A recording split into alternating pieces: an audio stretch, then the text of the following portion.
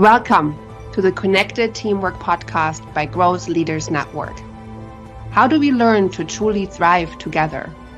How do we stay connected to our authentic selves, each other, and our purpose as a team, especially when challenged? How do we unlock the deeper levels of group intelligence? Enjoy this episode of the Connected Teamwork podcast and learn practical tools to evolve the connectedness of your team to its next level.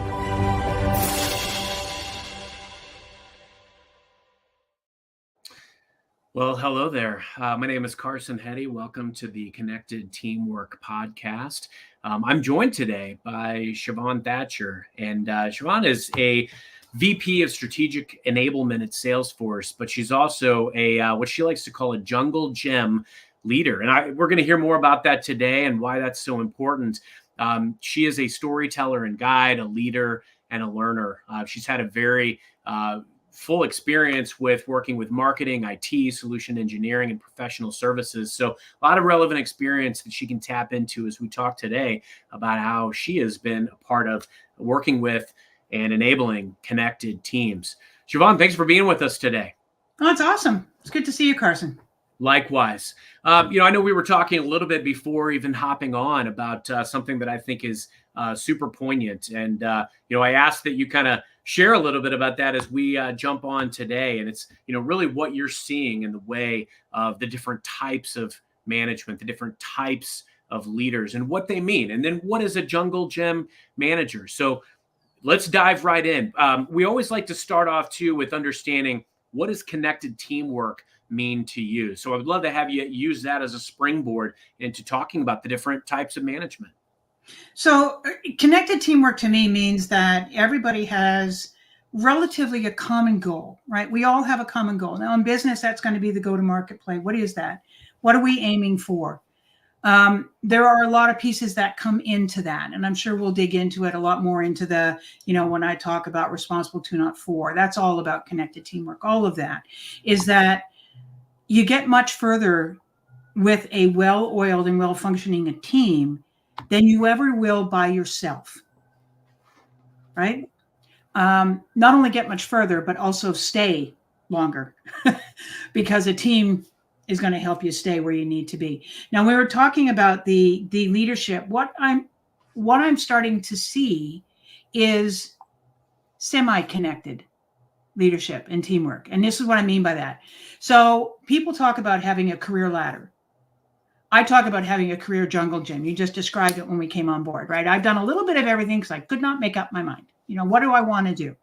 Which for some people says, well, you're totally, distracted. And I'm like, yeah, no, you know what?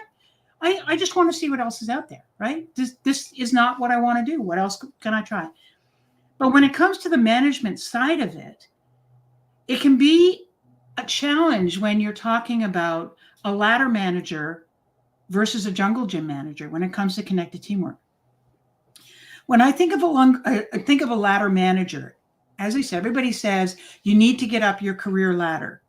And you hear the advice all the time, people saying, reach down, help those people get up the next rung, which is well and good. Where the issue comes in is if you don't move out of the way, that person is never going to be able to get to their highest level of ability, competence, excellence, because you're in the way. And this is why ladder management, which is I'm going to help you, but you're always going to have to stay behind me. It's an attitude. It's a way of life. It's the way that some people feel in control. I don't work that way. I work much more in the jungle gym management, which is it's a three-dimensional thing to start with, which means you can join at any place doing anything. I will reach out and help you move up to wherever you want to go, as will everybody else on that jungle gym. Everybody can help everybody else. And from a perspective of connected teamwork, that is a representation to me of what that means. And it means that you get every opportunity to rise to your level of excellence, even the ones that you may not believe in, right? Everybody's got limiting beliefs of what they can do. This can help you break those limiting beliefs, help you get to where you really want to get. And as a managers, we have to be comfortable with allowing that type of connected teamwork. Because otherwise, people will leave. If you're the stopping point, if you get in their way, they'll find a jungle gym somewhere else. It's completely. Not a lot of jungle gyms, unfortunately, but they are there. So powerful. And, when we think about this, and I see, we've got some viewers on with us, feel free to share in the chat or ask any questions of Sheevaun while we have her today. When I think about this, I always think of the mantra of leading from every seat. I'm reading Extreme Ownership right now by Jocko Willink, very powerful. And it really teaches you and ingrains in you to be able to look at any individual situation that is potentially not working or where there's gaps, and own your individual part of it. Where can I go in and make this better? And especially from a leadership lens, it's not about you. It's not you being the hero. It's about you being the hero maker. How can I, really shine a light on the unique strengths and skill sets and superpowers of the people that work for me so that they can go wherever they're meant to go? It doesn't make or diminish me in any way, shape, or form if I'm able to get someone on my team promoted to far surpass what I do. In fact, it makes you a destination spot. People are going to want to work in situations where they are thriving and where they're being promoted. One of the things I love to say with folks on my team is I want to get everybody up on stage. Now, of course, immediately people freak out. Not everyone. Some of them get very excited. But, I'm starting to see posts over the last couple of days where folks that have worked for me are getting up on stage. I'm like, yes, get out there. Show people how smart you are and the things that you can do and where your knowledge is. And as managers, it's initially kind of scary to do that, because I know when I did it, the first time I did it, and I was like, I'm going to put everybody up on stage. I heard from my peers saying, you're crazy. You're going to lose all these people, right? You're going to be poached so badly. And I said, that's a possibility. But they also know I'm putting them on stage, and I'll only put them on stage when I know they're ready for it, which means they aren't going to go anywhere because they've learned something really powerful. And I'll tell you what, coming off that stage the first time, you just see people vibrating with excitement. They just so love it. And they stayed with me to learn more, to get more opportunities to do that. And when they were ready, off they went and they created their own enablement teams. And for me, that is... It brings me to tears when I think about that sometimes, that it's, there are so many people out there that are living their best lives because of being given the opportunity to do so, because of that connected, togetherness, that jungle gym. They were given the opportunity. They took it. They made the choice. That's a whole nother discussion about making choice, right? You got to be willing to do that, making the choice to do it. And the enablement profession has gone up in skill set, in visibility, branding significantly over the last few years. Very thought-provoking, because I love what you honed in on about the, kind of that stage-worthy moment. And I think this is true of really anyone we serve, whether we're leaders serving our team or whether we're, salespeople supporting a customer. I think that's very poignant and powerful when you're able to say to anyone, we want to get you on stage about whatever it is. We want this to be touted. I know how customers' eyes light up whenever we talk about this, and the same with people on your team. I'd love to dive in on this a little bit more. You've obviously had a very extensive career in sales and coaching and enablement, multiple industries, multiple different roles. How would you say that background, Sheevaun, has really shaped your approach in building high-performing teams, building teams that are ready to be on stage? I made so many mistakes, and I was willing to make those mistakes. Sometimes they were very risky, and I paid the price for them. Other times they weren't risky. Somebody was looking out for me. That's when I learned. That's when I really learned about this connected teamwork, is when you're looking out for each other, you can reduce risk, you mitigate risk significantly. And when you mitigate risk significantly for people on the things that, why they go to work in the first place, because they're not going to work for you. They're going to work because they want to have a life. So if you can mitigate risk so that their life is better, then people will do things far beyond what they think is possible.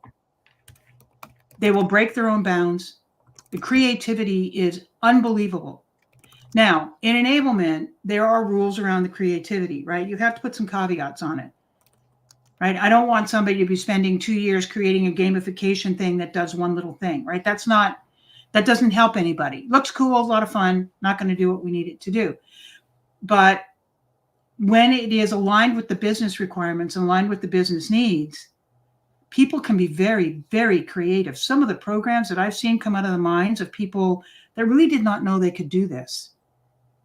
And when they're given the opportunity to do it, you've got to guide them a little, make sure like, oh, you're getting off. Come on back this way. But, shouting it to the rooftops when it's successful, putting them up on stage, letting everybody know, making a huge celebration. The other thing that I really strongly believe in is there is no such thing as failure.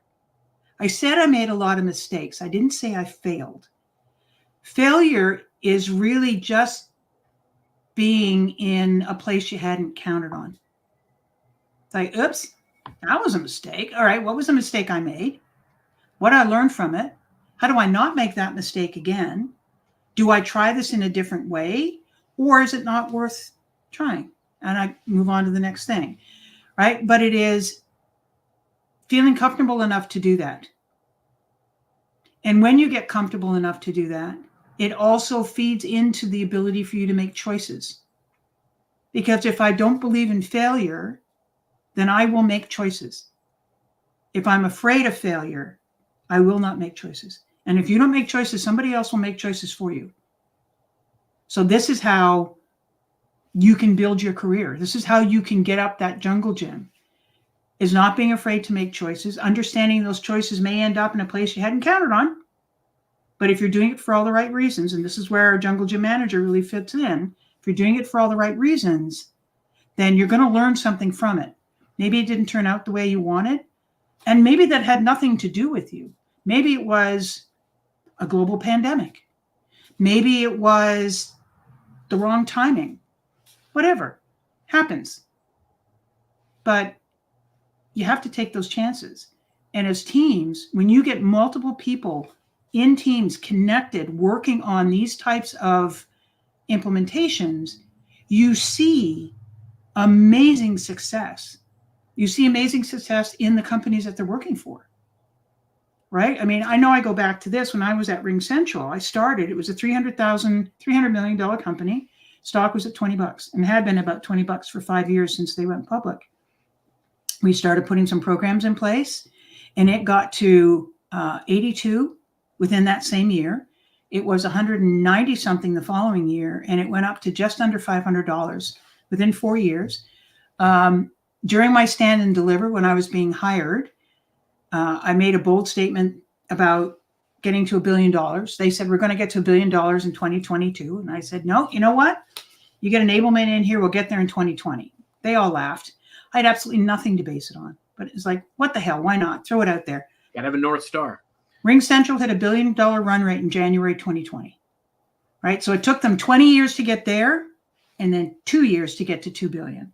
That's what happens, right? You get people working together, taking risks, getting out of their comfort zone, being wildly creative, and the world looks very, very different. I love that you started with mistakes. I think that, that vulnerable element of leadership, to be able to call out the mistakes or the learnings from what might have been deemed as a mistake, is so mission critical.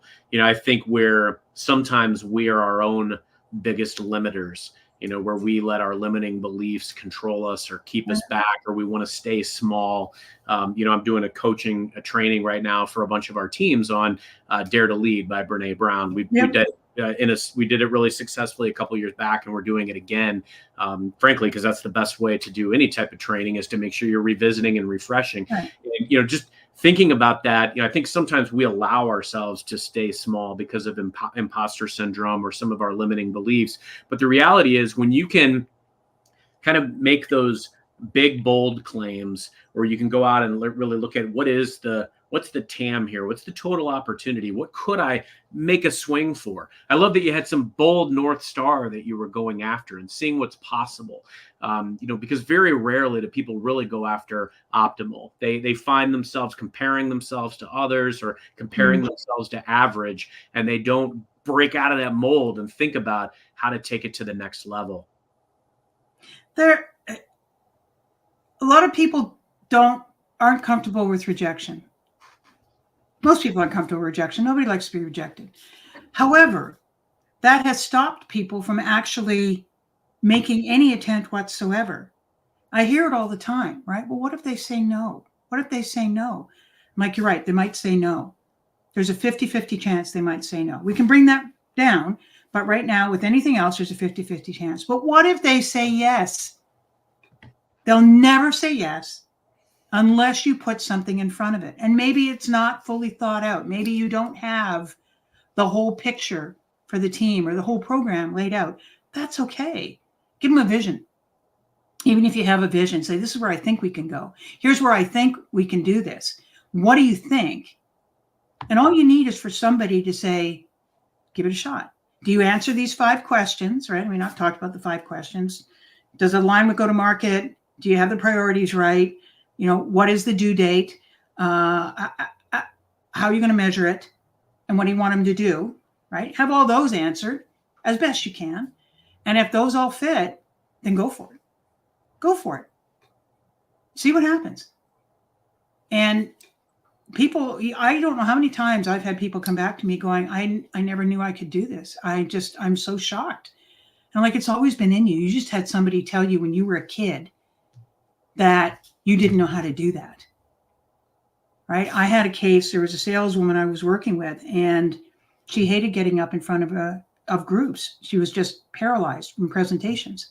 And we dug into it and found out that she was in front of school for, I think it was grade 10 chemistry, and was giving a presentation, and her teacher didn't like it and told her to sit down. That was like 30 years beforehand, but she held on to that. And it's like, you were a kid. You didn't know what you were doing. Now you do know what you're doing. Since then, it's been amazing. I love that. We're gonna take a brief break here momentarily, and we'll talk about some more specifics. I want to dive into a couple of specific scenarios that you've come across, Sheevaun. But you said something really that resonated with me, and I still have the Brene Brown training and coaching in my head.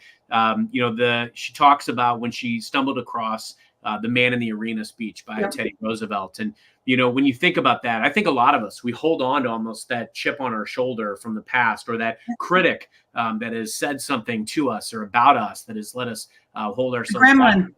Unless that person is in the arena drumming up their blood, sweat, and tears with you, they have no right to have any power over you whatsoever. And that's why you've got to aim big, and there's always a chance to win.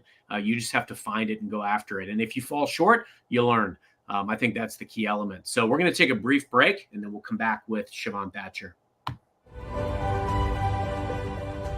You are listening to the Connected Teamwork podcast by Growth Leaders Network. Do you want to learn more about building the next level of connectedness in your team? Please contact Growth Leaders Network on LinkedIn. And now, back to the show. So this has been great, getting to spend some time here with Sheevaun Thatcher of Salesforce. And Sheevaun, I want to dive in a little bit on, obviously you've had a lot of experience. Not everything always goes the way, believe it or not, that we envision and we want it to. Sometimes there's challenges, there's bumps in the road. Building a high-performing, connected team often involves, navigating through difficult moments. Would love to hear from you, maybe an experience that jumps out at you from your career of, how you approached coaching and guiding teams through a challenge, and they emerged stronger. There's one very relevant right now, and that's all around this pandemic. What happened? Yeah. The team I had, we were used to going out. We were used to being in front of. We were used to presenting live. Even our onboarding was people came in, they did it live. And we had to turn that around.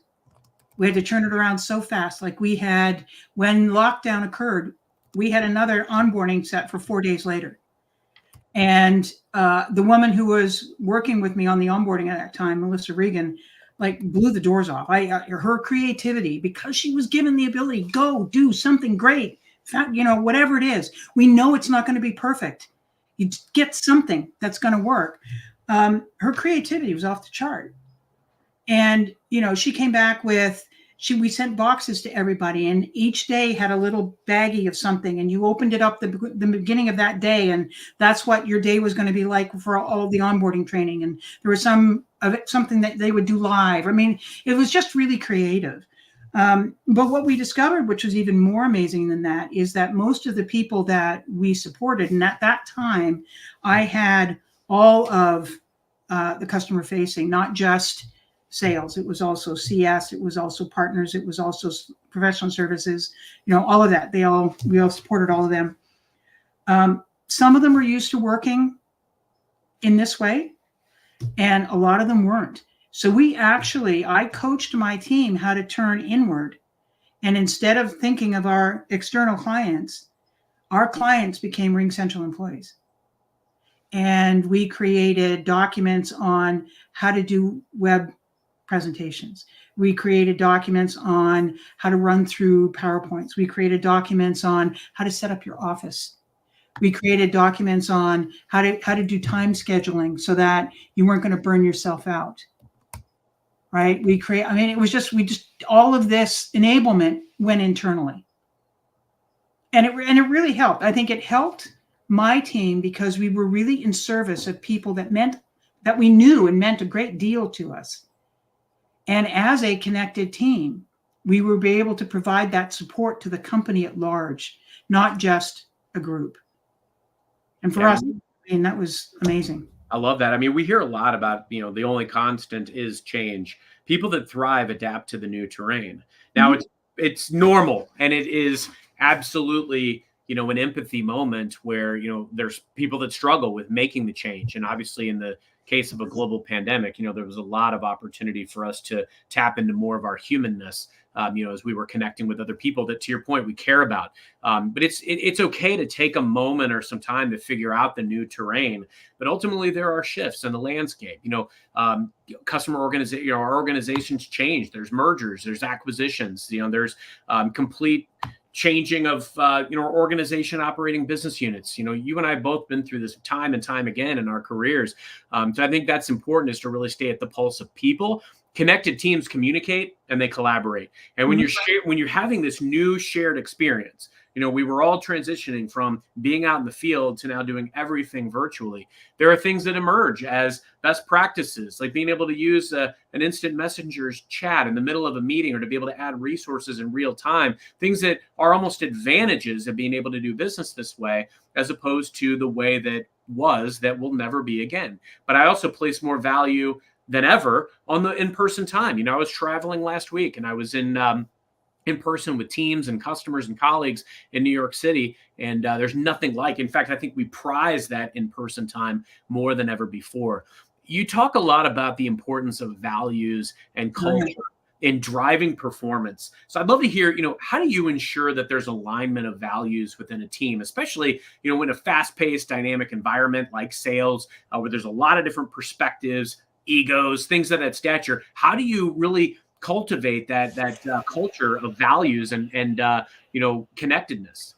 So there's a couple of things. First of all, they get to know what my values are. That's one of my very first conversations, right? My values are family, then health, and then work, in that order. And I believe in those values, and I back those values up. If I've got somebody that is struggling and needs time, take the time. I don't have to know why. If you have that, go. Family always. I had a situation where I had a trainer in Singapore, and he was having an issue with a family challenge, health challenge, back on the East Coast of the US.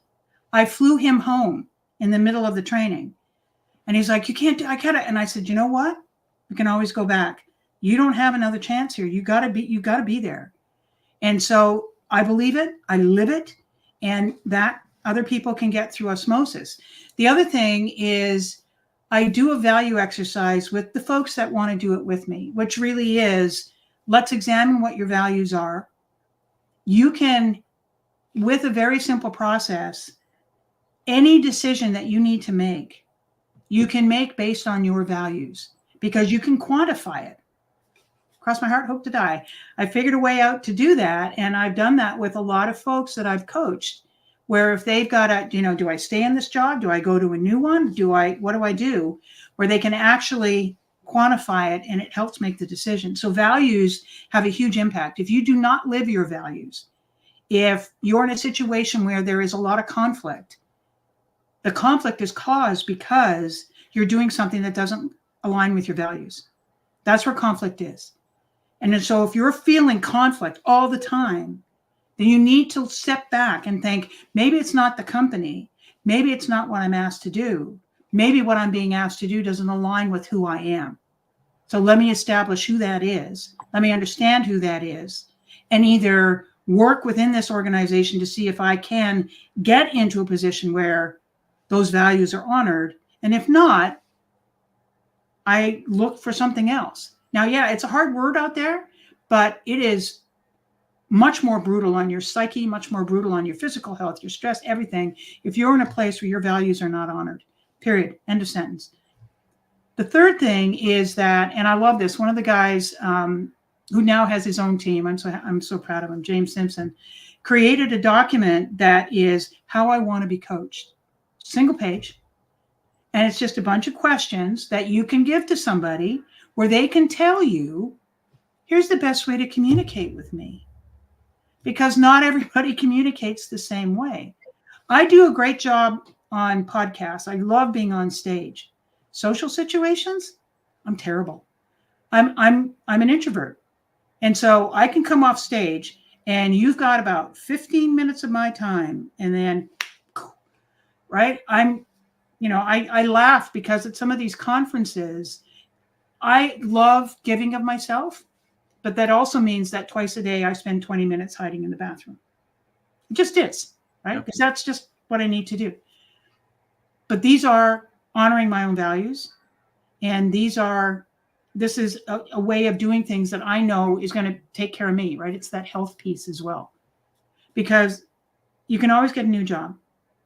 Your health you can rebound back from to some extent, usually if you're careful enough. But your family, they always have to come first, always. So much goodness. I love how forthcoming you are around your values with your team and helping them understand, what makes you tick. I leverage a survey when I start working with folks. Very similar. I'll send a survey. How do they want to be coached? How often do they want to connect? I never want them to feel like they're starting over when we start working together. Is there something that's in flight that matters to you? Is there something that you want to do to serve the team or the organization that you want me to be aware of so that I can empower and enable that to happen? I think those types of things are very, very important, but also making sure that you know their values, what's important to the people on your team so that you can work with them, get them where they want to be, and also make sure that it is an opportunity that, you don't want them to be in a situation where they don't feel seen or prioritized or where they don't feel like that they have the benefit of the doubt. You don't ever want to create a stressful situation for them. So knowing those types of things about them, I love the fact too that we've got two introverts here. You and I both are of the same token and ilk where I love to give of myself and I do it as much as I possibly can. But it at the end of it, it's like, I just want to, shut everything off and, read a book in the dark after all of it's said and done, because it's a big, give of energy. And I know we're coming up on time, but I do have one last question for you, Sheevaun. Yeah. And, really of anything else that you would want to impart today for today's leaders and people that are, part of a team and looking for more connectedness, are there any other trends or shifts that you anticipate, based on what you've learned and seen in your career? What should leaders be thinking about to not only create more connectedness today, but also to build the foundation for connectedness for the future? So there's a few things, right? The first thing is don't trade innovation for increment, right? And by that, I mean, really start looking at what the future is going to be. If AI's got a lot of problems, we all know that. But if you're not using that as a tool in some fashion, then someone else is, and they're going to surpass you. It's that simple. There's all the rules around it. There's all the, plagiarism and hallucinations and all that kind of stuff. You have to know what you're dealing with and vet it accordingly. But that's one. Don't trade innovation for increment. So innovate. You have to innovate to get ahead. When you're communicating, you have to have critical conversations over artificial harmony. Right? Got to do that. Artificial harmony means you want everybody to like you and you want everybody to be nice. And, let's just all have a group hug and we're all family here. We're not family. Number one, we are not family. We work at the same company. We are not family. A group hug, not everybody likes to be hugged. Number one, right? Some people do, some people don't. But this artificial harmony, I think, is doing much more harm than good. Critical conversations. Brene Brown is the one, right? Yep. It's a gift. It's a gift being able to talk to people that way and being able to be honest with them and open. You have to have a paradox mindset. So if I was coming in to work with you, my first thing would be, I'm going to go stand in Carson's shoes and see what his view is. Because I say this all the time. People are like, I'm just having so many problems with so-and-so. And I'm like, remember this in your mind. Remember this. Everybody is trying to do the right thing. We're all trying to do the right thing. We're just coming at it from different angles. So put yourself over here and say, why would they be approaching it that way? And put yourself here. And I'm approaching it this way. Maybe it's a paradox. Maybe it's not. But you've got to figure that out. And the last thing is, especially when you're talking about the growth of connected teamworks, the very last thing I would say is that you don't want culture fits. You want culture adds. You want people to come in that don't necessarily match what you've already got. Right? I didn't want an army of mini-me's, as enticing as that would be. I don't want an army of mini-me's, because that means we don't get the ideas. We don't get the creativeness. We don't get the innovation. You have to do culture adds, not culture fits. Make a destination team. To your point, that's why it's so important to embrace diversity, not only of culture, but of thought, just getting people in that are going to be able to share different vantage points.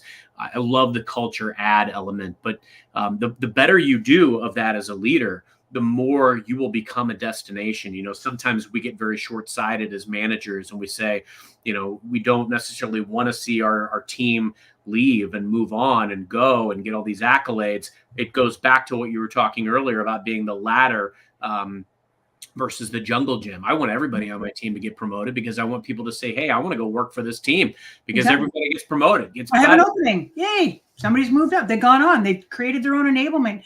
Everybody that worked for me at Ring Central, with very few exceptions that were there, were the first 2-3 years, all have their own enablement teams now at other companies. And for me, it's like, my job is done here. That is what I wanted to see. And they're doing great. And I'm just so proud of that. That's incredible.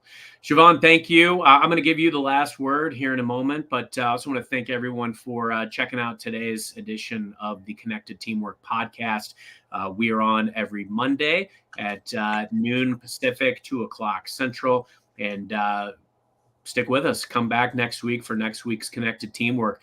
We were on today with Sheevaun Thatcher of Salesforce, and she's been talking to us about the difference between ladder management and the jungle gym management. Lots of great takeaways. I can't wait to go back and review this one.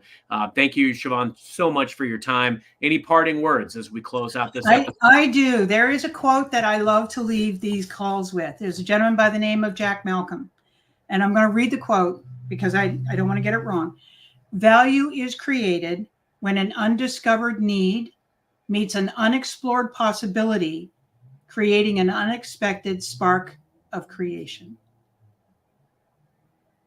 That is where connected teamwork fits. No better place to end than there. Sheevaun, thank you so much. Thanks Carson. Everybody for tuning in. We'll see you next time. Thanks, everybody.